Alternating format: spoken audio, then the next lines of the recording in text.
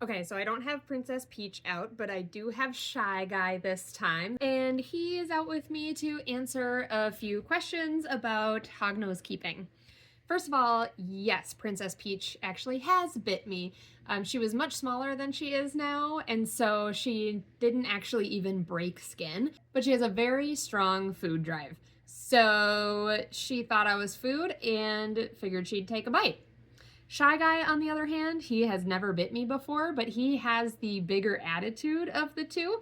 Whenever I go and do work in his enclosure, he bluff strikes at me, which is when a snake strikes without actually opening their mouth. Hognoses are well known for this, and so they'll basically just boop you with their nose, and that's kind of their warning to say, hey, get out of here.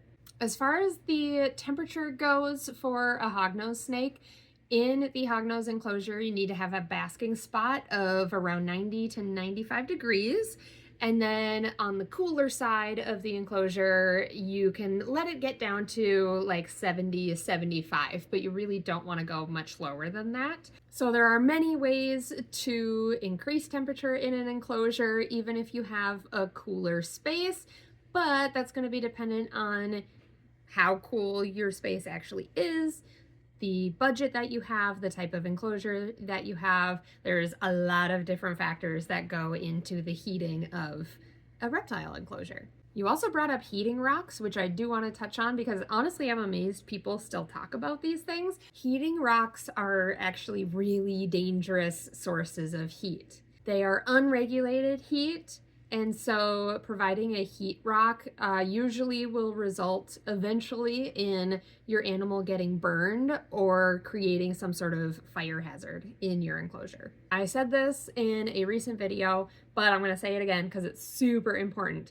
Before anybody gets an animal, before you get an animal for yourself, before you get an animal for your child or somebody else, you need to do the research and know the care requirements for that animal before you decide to bring it home. Look at many sources. Don't just do one Google search, click on one link, and take that information as gospel. There's a lot of information out there, and some of it is outdated.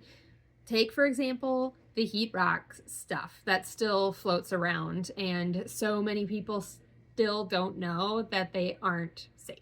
I always say reptophiles.com is an amazing source to get started at. And of course, me and Princess Peach and Shy Guy are always here to help to answer any questions that you may have